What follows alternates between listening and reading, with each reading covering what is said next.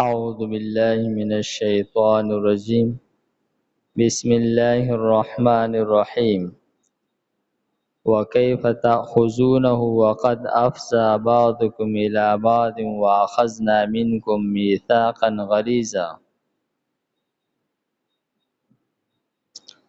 مخکې آیت مبارکه کې فرمایل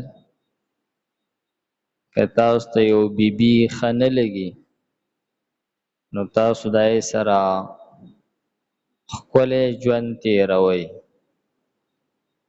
او که چېرې تاسو خامخا هغې په بدل کې بله بیبي راولئ او هغه لرې کوئ نو بیا د هغې مهر پوره هغې ته ادا کړئ او د هغې نه څه شی کموئ مه. اگر چې تا هغې له ډېر غټ مهر ولې نه یې کړی نو دې آیت کې د دغه مهر د بیبي دپاره د لازم کېدلو دوه وجوهات بیانوي چې بای دغه مهر اوس د دغه بیبي حق دی، دا چې ته د هغې نه اخلي لکه ته چې یو پردی مال هړپ کې، دا بېعیني دغه شان ده. نو دوه وجوهات د دغه مهر ذکر کوي چې دا مهر د دغه بیبي د هغې حق دی، د هغې ملکیت دی. نو فرمای وکیف تأخذونه، او څنګه به اخلی تاسو دغه مهر لره وقد افضى بعضکم الی بعض، او یقینا رسیدلی دي ځینې ستاسو ځینو ته، یعنې د دغه بیبي سره ستا خلوت شوی دی، کوروالی شوی دی، نو دا عمل داسې یو عمل دی چې په دې سره مهر چې دی دا لازم شولو د هغې دپاره. فرمایي که چېرې یو سړی نکاح وکړي او مهر یې پکې متعین نه کړلو، د رخصتۍ نه مخکې طلاق ورکړلو، نو دغه زنانه له به یو ډالۍ ورکوي او مهر پې نشته دی، او که مهر مقرر کړی او د رخصتۍ نه مخکې طلاق ورکړلو نو بیا به نیم مهر ورکوي، او که په نکاح کې مهر مقرر شوی او طلاق د رخصتۍ نه پس ورکړلی شو نو بیا به پوره مهر ورکوي. که دې ناوې د خاوند په کور کې یوه شپه کړې ده او که دوی کړي دي، خو چې د خاوند سره د دې یو ځای وخت تیر شوی دی نو بس دغه مهر اوس د هغې حق ګرځېدلی دی، پوره مهر به هغې ته ورکولی کېږي. او که چېرې نکاح هم وشوه او مهر پکې متعین شوی نه و او رخصتي هم وشوه نو بیا به دغه زنانه له مهر مثل ورکوي، یعنې د دې د خویندو د نورو خویندو چې څومره مهر یا د دې د مور چې څومره مهر و یا د دې د تره د لوڼو چې کم مهر دی هغه شانتې مهر به دې ته ادا کولی کېږي. نو فرمایي چې د مهر د واجب کېدلو سبب خو موندلی شوی دی، ستاسو ځینو ته رسېدلی دي، نو دا د هغې حق ګرځېدلی دی.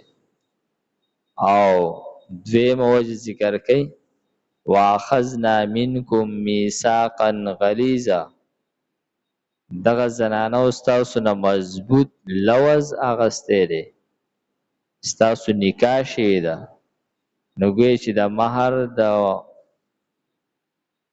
د مقرر کېدلو دا دوه اسباب شو. نکاح منعقد کېدل او خلوت صحیحه کېدل. نو فرمایي چې په اول آیت کې د افضا تذکره وکړله او په دې دویم کې د نکاح تذکره وکړله. د ښځو ستاسو نه مضبوطه وعده لوز اغستی دی په نکاح کې. تا ویلي نو چې دا زنانه په دومره مهر کې په نکاح شرعي محمدي سره ما قبوله کړې ده، دغه لوز تا کړی دی نه، په دومره مهر په عوض کې تا ویلي وو نه، نو دا د هغې حق ګرځېدلی، دا اوس مه اخلئ د هغې نه. ولا تنکحوا ما نکح آباؤکم، دې آیت مبارکه کې 11 نمبر حکم بیانوي چې په دې سره په کورنۍ کې چې کوم ظلمونه د هغې دفع کولی کېږي، او دا د دور جاهلیت یو بې حیا او غلط رسم د هغې رد کولی کېږي.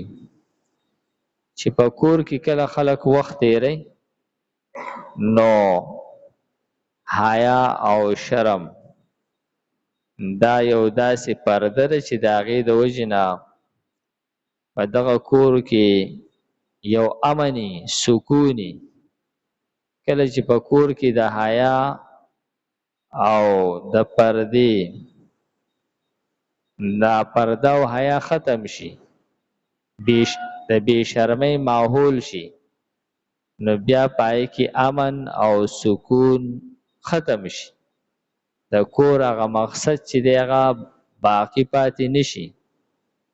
نو دا یو داسې غلط رسم و د دور جاهلیت چې هغې د کور هغه حیا او پرده ختموله، نو په هغه غلط رسم باندې رد وکړلی شو چې تاسو د خپل پلار د منکوحه سره نکاح مه کوئ، دا ستا میره مور ده.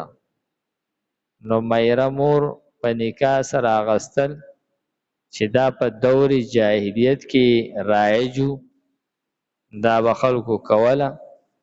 نو وی فرمیل چې کومه رشته چې پای کې د خور کېدلو د مور کېدلو هغه یو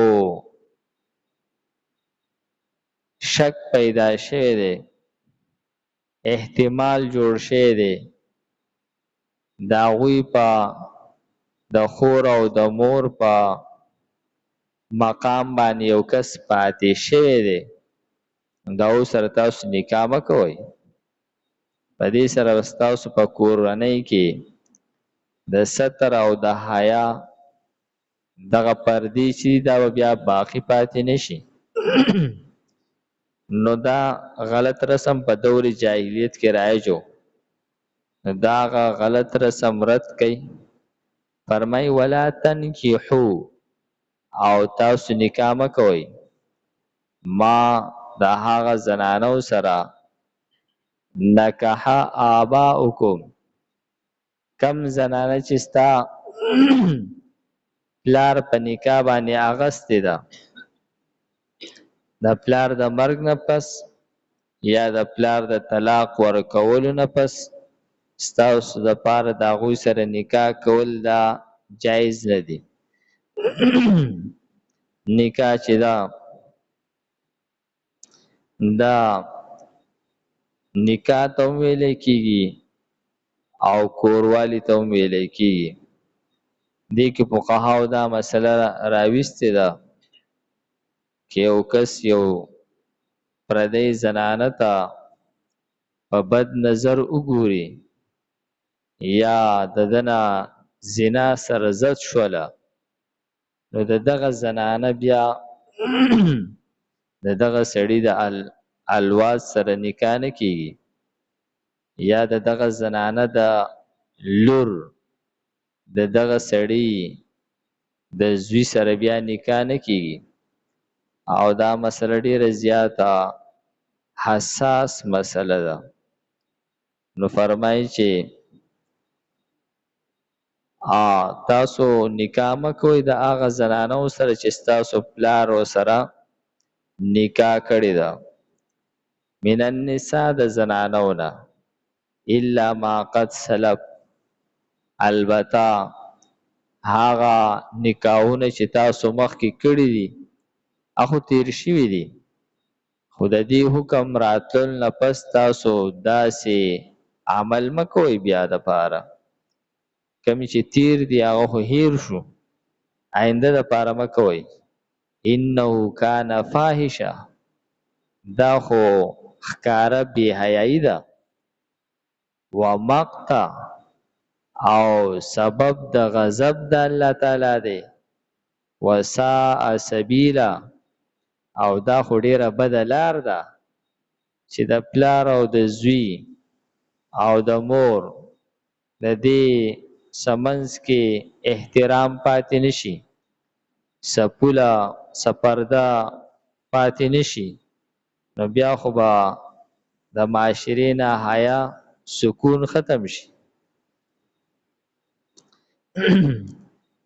وکیف تاخذونه، او سرنګ تاسو اخلی دغه مہر لرا، وقد او یقینا افزا رسیدلی دی بعضکم زین استاسو الى بعض زینتا، واخذنا او اغسد دغه زنانو منکم استاسونا میثاقا غلیظا مضبوط لوز، ولا تنکحوا او تاسو نکاحونه مکوئ ما د هغه زنانو سره نکاح آباؤکم چې ستاسو پلارانو سره نکاح کړې ده، من النساء د زنانو نه، الا ما قد سلف، البته هغه چې تیر شي دي مخکې، انه کان فاحشه، دا ښکاره بی حیايي ده.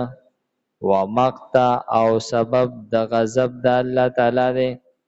وساء سبیلا، او بده لاره ده. الحمد لله رب العالمين والعاقبة للمتقين والصلاة والسلام على خير خلقه محمد وآله وأصحابه أجمعين. پروردگارا د قرآن پاک سمجھ بوجھ را نصیب کی، د مرگ نه مخکې د عمل کولو توفیق راکړي. صلی الله تعالی علی خیر خلقه محمد وآله وأصحابه أجمعين برحمتك يا أرحم الراحمين.